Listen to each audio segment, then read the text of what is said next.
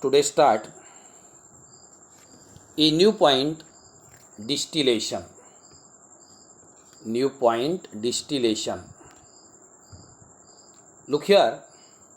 What is meant by distillation? What is meant by distillation? Look here, the process in which liquid is converted into vapor phase. The process in which liquid is converted into its vapor phase at its boiling points, and the vapor is then condensed back to liquid on cooling is called as a distillation. आपण काय बोललो यामध्ये? अशी एक process आहे की लिक्विडचं convert व्हेपरमध्ये करायचं, कधीपर्यंत? त्याच्या बॉइलिंग पॉईंटपर्यंत, आणि व्हेपर नंतर कूल करायची म्हणजे कंडेन्स करायची कशामध्ये? लिक्विडमध्ये. याला म्हणायचं डिस्टिलेशन. काय बोलायचं? डिस्टिलेशन. ही डेफिनेशन अजून एकदा पहा.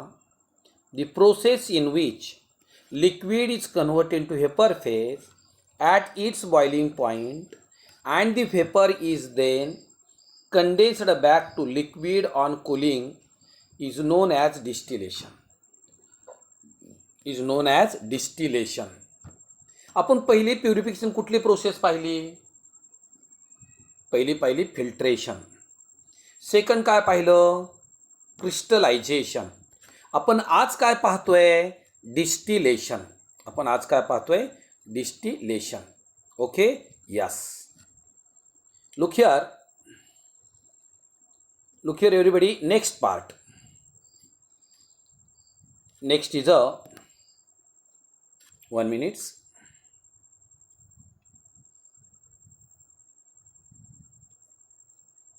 Okay. Questions. Explain construction of simple distillation unit using neat label diagram. Using neat label diagram. Okay? Yes. Look here. The apparatus used for simple distillation shown in figure below. Look here. Yes. You know thermometer? Yes, thermometer. Like this. What is this? This is the thermometer. Okay, thermometer. You know? Yes. Thermometer. Next is the, look here. This is the flask. This is the flask. Okay. Simple distillation. This is a condenser. Condenser. You know, water outlet, water inlet. What is this? This is the beaker. Okay, beaker. Liquid substance. This is a stand. Okay. What is this? This is the condenser. Look here everybody. 1 minute. It consists of round bottom flask. It consists of round bottom flask fitted with cork having thermometer. Look here, the flask has a side arm. Okay, this is the side arm through which connected to the condenser. Next, the condenser has a jacket with 2 outlets. Okay. Yes, 2 outlets. Next, liquid to be distilled taken round bottom fixed by the clamp. Okay, this is the clamp. The flask is placed in water bath. Okay, water bath or sometimes wire gauge. Okay, what is it? This is the wire gauge. Kept on the stand shown in the figure. आपणाला या ठिकाणी सर्व थोडा part करून दिलेला आहे पहा. Look here, what is this? Thermometer, round bottom flask, wire gauze, spirit lamp. Okay, next एवढीबरी, this is the fixed clamp, condenser, water inlet, water outlet. मी आपणाला सिंपल लँग्वेजमध्ये हे सर्व प्रॅक्टिकलचं, याला फारच मोठं एक्सप्लेनेशन करायची गरज नाही आहे. हां, रिॲक्शन असतील, काही थेरी असेल, काही लॉज असतील तर वेगवेगळ्या फॉर्ममध्ये एक्सप्लेन करता येईल. या ठिकाणी आपल्याला एक्सप्लेन फार मोठी, फक्त लेबलिंग या ठिकाणी मी सांगितलेली आहे. Clear? Yes. Next, look here, simple, it consist of, मी जे तुम्हाला सिंपल डिस्टिलेशन दिला होता त्याच्यावरच आपण one by one, the consist of round bottom flask fitted with the cork having thermometer. मी दाखवलं आहे तुम्हाला. The flask has a side arm through the connected to the condenser. Next, the condenser has jacket, a two outlet through which water is circulated, inlet and outlet. Okay, one is a outlet, second the inlet. Look here, liquid to be distilled on the round bottom flask fixed by the clamp. And last, the flask is placed water bath or oil bath or sometimes wire gauze. आपण इथं wire gauze ठेवलेला होता. Kept on the stand. Correct? Yes. आपल्याला question काय दिला होता? Explain the construction of simple distillation unit using net label diagram. Net label diagram. Okay? Yes. Look here. Next, look here, next question, state the principle involved and describe the process to separate acetone and water from their mixture. मला सांगा, distillation process हे depending कशावर असते? दिलेल्या सबस्टन्सच्या किंवा दिलेल्या लिक्विडच्या boiling पॉईंटवर असते. बॉइलिंग पॉईंटवर असते. आपल्याला कुठलं मिक्सचर दिलं या ठिकाणी? Acetone and water can be separated from their mixture by simple distillation. Look here, acetone and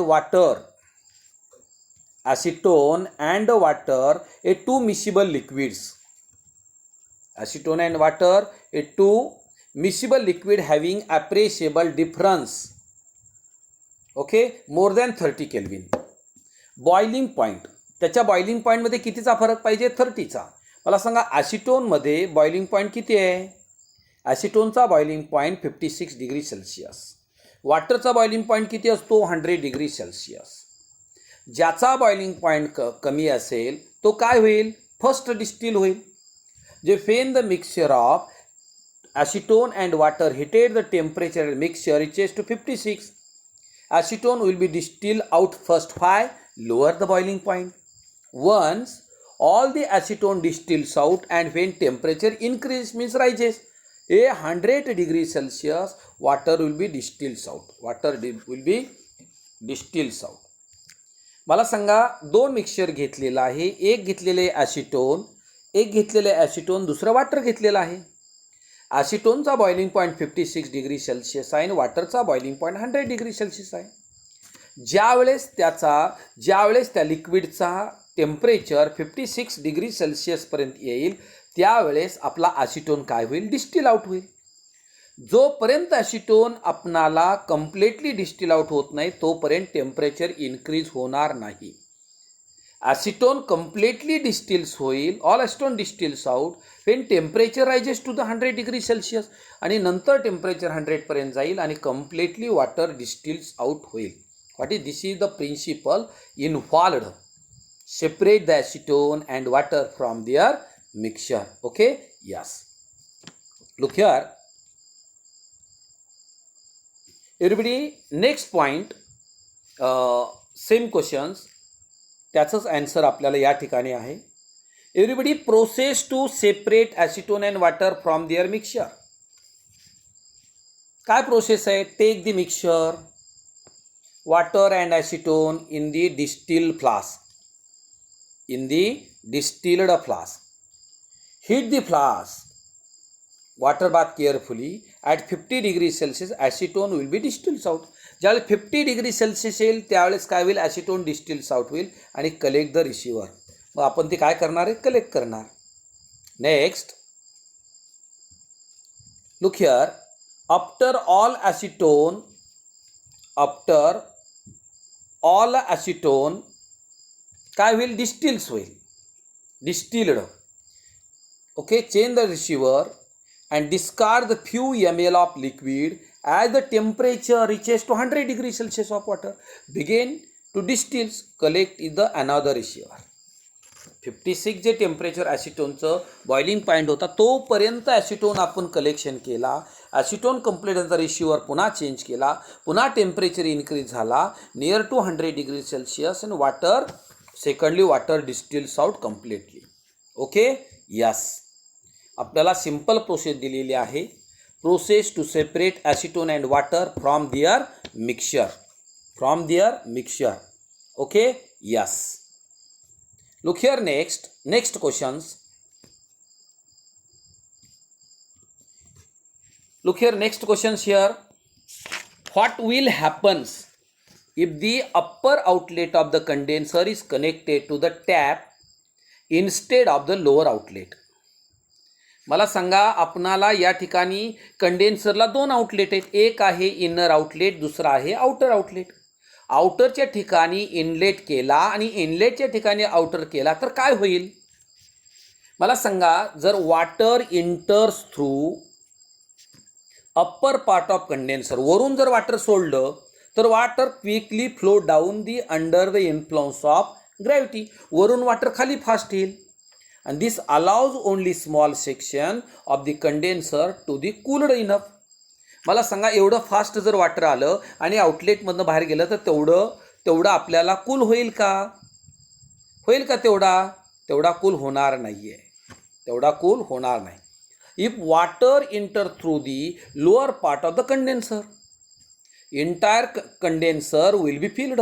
मला सांगा, खाली जर वॉटर, खालून जर वर वॉटर पास केला कंडेन्सरमध्ये तर काय होईल, तर ते वॉटर वरून बाहेर पडेल.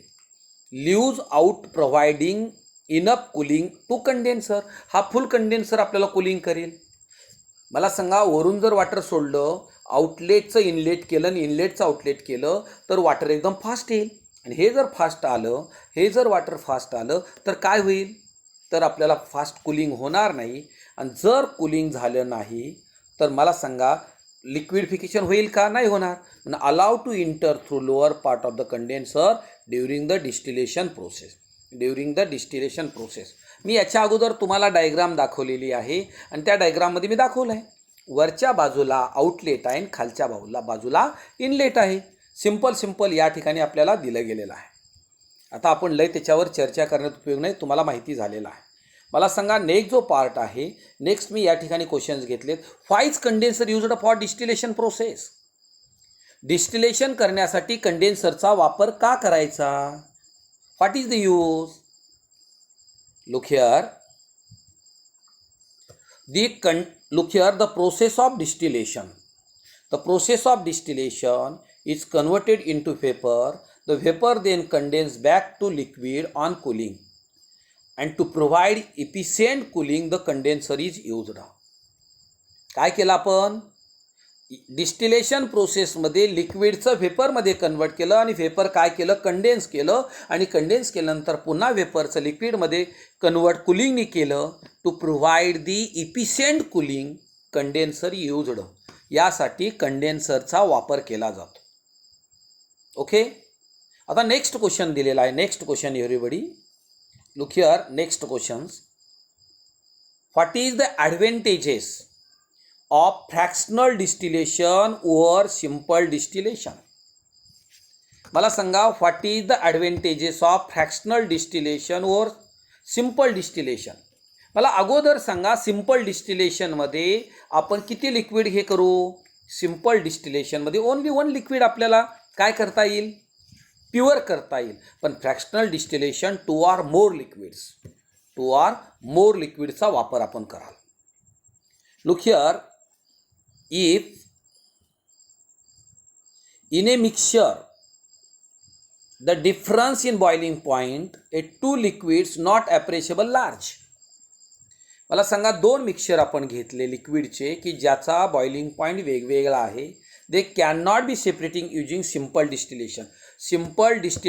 जरी एका दोन्हीचाही बॉइलिंग पॉईंट एकदम जवळ असेल, क्लोज असेल, लक्षात ठेवा difference in boiling point two liquid is not appreciable large. ज्या वेळेस मला सांगा लार्ज जर असेल तर सिम्पल डिस्टिलेशन करता येईल आणि ते जर एकदम बॉइलिंग पॉईंट जवळ असतील तर आपल्याला काय करता येईल? Fractional distillation. To separate such liquid fractional distillation is use. मला सांगा सिम्पल डिस्टिलेशनसाठी दोन पद्धतीने करता येईल. मी पहिलं सांगितलं एक लिक्विड जरा इम्प्युरिटी असतील तर डायरेक्ट करता येईल, पण ज्या दोन लिक्विडचा बॉइलिंग पॉईंट एकदम क्लोज असेल, नॉट लार्ज असेल, तर तिथं आपण फ्रॅक्शनल डिस्टिलेशन वापरतो आणि ज्या ठिकाणी लार्ज असेल तिथं सिम्पल डिस्टिलेशनचा वापर करतो. कळालं? जरी बॉइलिंग पॉईंट जवळजवळ जरी असले दोन लिक्विडचे मिक्सचरमध्ये तरीसुद्धा आपणाला दोघांनाही सेपरेट फ्रॅक्शनल डिस्टिलेशनने करता येतं. हाच त्याचा ॲडव्हान्टेजेस आहे. Okay, yes. आता या ठिकाणी मी तुम्हाला फ्रॅक्शनल डिस्टिलेशन दाखवणार आहे. आता पहा हा फ्रॅक्शनल डिस्टिलेशन. याची आपण लक्षात ठेवा, आपण याची लेबलिंग करू. आपण फ्रॅक्शनल डिस्टिलेशनची लेबलिंग करू. मला सांगा हा जो आहे पार्ट हा कोण आहे? हा आहे थर्मामीटर. हा काय आहे? थर्मामीटर. काय दिलेलं आहे आपल्याला? थर्मामीटर. मला सांगा दुसरं कोण दिलं आहे? ही जी दिलेलं आहे आपल्याला हा टू सिंक आहे. नेक्स्ट मला सांगा हा कोण आहे? हा कंडेन्सर आहे. हा कोण आहे? बोला. हा आपल्याला काय दिला आहे? कंडेन्सर दिलेला आहे. आता नेक्स्ट हा जो आहे वॉटर इनलेट आहे. हा वॉटर आउटलेट आहे, बरोबर, इनलेट आहे या ठिकाणी. आपल्याला नेक्स्ट जो आहे पहा याला फ्रॅक्शनल कॉलम दिलेला आहे. जे या ठिकाणी लिक्विड आहे की जे आपल्याला डिस्टिलेशन करायचं आहे, लिक्विड आहे. पुढे बोला. आपल्याला डिस्टिल्ड वॉटर आहे. इथं हे काय? Distilled water. या डायग्रामला काय बोलायचं? ही जी डायग्राम आहे या डायग्रामला आपल्याला काय म्हणावं लागेल? पहा ही दिलेली जी डायग्राम आहे ही डायग्राम आहे फ्रॅक्शनल डिस्टिलेशन. फ्रॅक्शनल डिस्टिलेशन कशानं ओळखलं? फ्रॅक्शनेटिंग कॉलम विथ पॅकिंग. ओके, या ठिकाणी आपल्याला फ्रॅक्शनल कॉलम दिलेले आहेत. Okay, yes. मग हे मी आता लेबलिंग केलेली आहे. हेच लेबलिंग आपणाला मी तर खाली पुढचे नेक्स्ट पेजवर मी तुम्हाला दिले. सर्वांनी पहा काय काय दिलेलं आहे. ओके, मला सांगा या ठिकाणी काय दिलं आहे आपणाला? थर्मामीटर हे आउटलेट असतो, कंडेन्सर, ॲडॉप्टर, हा रिसिवर आहे, हा वॉटर इनलेट आहे, हा fraction column with the packing आहे, लिक्विड टू बी डिस्टिल्ड, आणि हा दिलेला आहे मला सांगा याच्यामध्ये दिलेला आहे हा ऑइल बाथ आहे, स्पिरिट लॅम्प आहे, ट्रायपॉड स्टँड आहे. हे सर्व आपणाला मी आत्ताच अगोदर दाखवण्याच्या अगोदर मी तुम्हाला हे दिलेलं आहे. पण आपल्याला असाही क्वेश्चन दिला होता, label the following diagram, explain the process of giving example. म्हणजे आपणाला लेबलिंग तर करायचंच आहे पण एक्सप्लेन करायचं आहे. एक्सप्लेन करायचं आपल्याला. दोन लिक्विड घेणार आहेत ए अँड बी, आणि ए अँड बी लिक्विड घेऊन आपण हे सर्व एक्सप्लेन करणार आहोत. जरी थोडं ॲन्सर मोठं असलं तरी आपल्याला आयडिया येईल. इथं तुम्ही पाहून घेतलेलं आहे हे सगळं लेबलिंग आपण मी केलेले फ्रॅक्शनल डिस्टिलेशन आहे. फ्रॅक्शनल डिस्टिलेशन 1 बाय 1 आपण पाहू ते. जरा जरी लार्ज आन्सर असलं तरी आपल्याला माहिती असावं. आपल्याला माहिती करून घ्या हे आन्सर. माहिती करून घ्या. Okay, yes.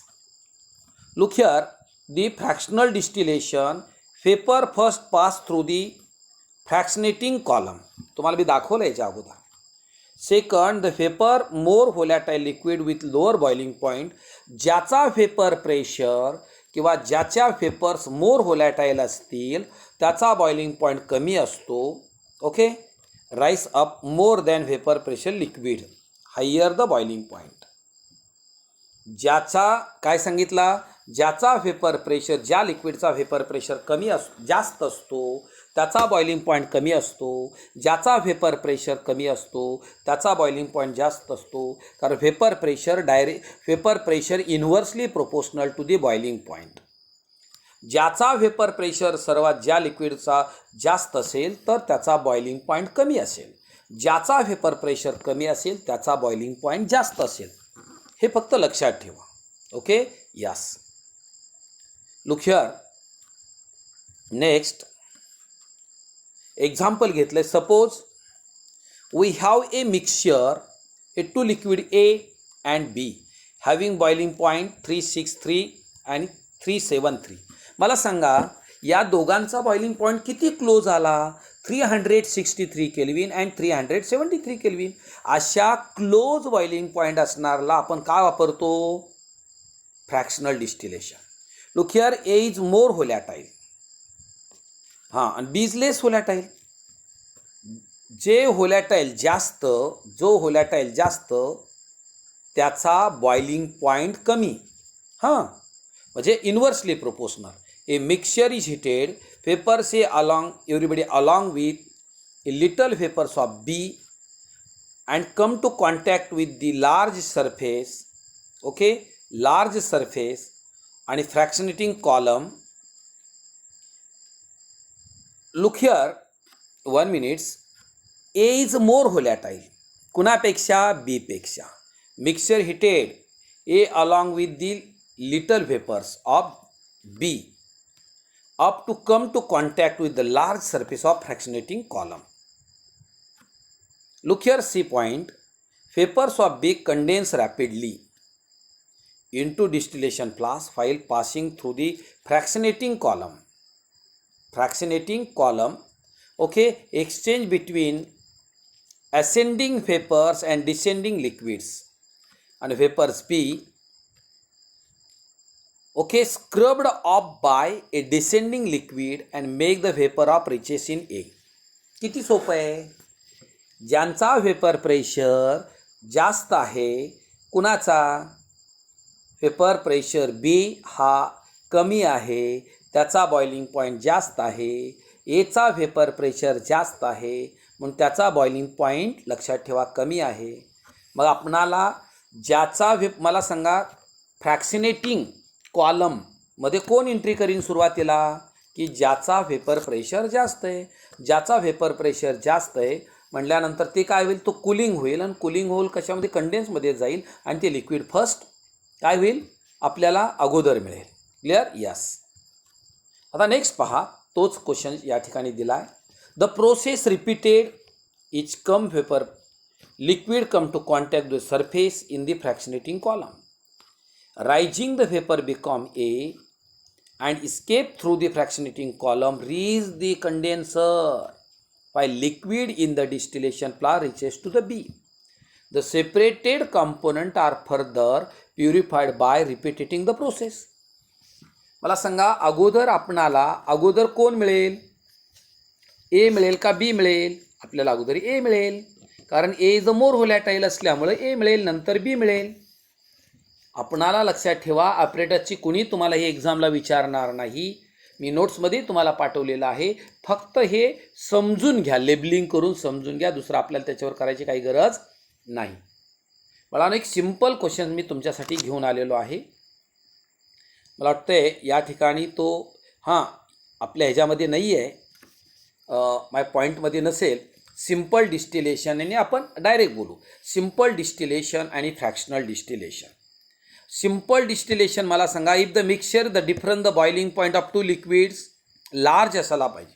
ज्यावेळेस आपण मिक्सचरमध्ये 2 लिक्विड घेतो सिम्पल डिस्टिलेशनमध्ये त्या बॉइलिंग पॉईंट त्यांचा लार्ज असतो. तसं फ्रॅक्शनल डिस्टिलेशनमध्ये जसे 2 लिक्विड किंवा 2पेक्षा अनेक लिक्विड जरी घेतले, तर मी म्हणतो 2 घेतले तर त्यांचा boiling point not appreciably large. Simple distillation assembly is used. Fractionating कॉलममध्ये फ्रॅक्शनल डिस्टिलेशनमध्ये fractionating column is fitted in distillation assembly. Simple distillation assembly वापरावं लागेल आणि फ्रॅक्शनल डिस्टिलेशनमध्ये फ्रॅक्शनल कॉलम आपण फिट करावं लागेल. सिम्पल डिस्टिलेशनमध्ये मला सांगा आपण काय मिक्सर घेतलं, ॲसिटोन आणि वॉटर, की ज्यांचा बॉइलिंग पॉईंटचा डिफरन्स जास्त आहे. आणि फ्रॅक्शनल डिस्टिलेशनमध्ये ॲसिटोन आणि मिथॅनॉल घेतला. ॲसिटोनचा बॉइलिंग पॉईंट 329 केल्विन आहे आणि मिथॅनॉलचा बॉइलिंग पॉईंट 337.7 आहे. की या ठिकाणी बॉइलिंग पॉईंटचा डिफरन्स कमी आहे म्हणून आपण काय केला, फ्रॅक्शनल डिस्टिलेशनचा वापर केला. विद्यार्थी मित्रहो, आपण या बेसिक ॲनालिटिकल टेक्निक या चॅप्टरमध्ये पहिला आपण जो पार्ट पाहिला प्रॅक्टिकली तो फिल्ट्रेशन पाहिला. दुसरा जो पार्ट पाहिला मी एक सेपरेट लेक्चर दिले त्याच्यावर, त्याला आपण म्हणलो क्रिस्टलायझेशन. आणि आज मी लेक्चर दिलेलं आहे ते आहे simple distillation and fractional distillation. Simple distillation कधी वापरलं जातं आणि फ्रॅक्शनल डिस्टिलेशन कधी वापरलं जातं हे तुम्हाला माहिती दिलेली आहे. आणि आपण या फॉर्ममध्ये पहा एक शेवटचा पार्ट आपला यामध्ये राहिलेला आहे, सॉल्व्हंट एक्स्ट्रॅक्शन. न्यू लेक्चरला क्रोमॅटोग्राफी आपल्या चॅप्टरमधून रिमूव्ह केलेला आहे.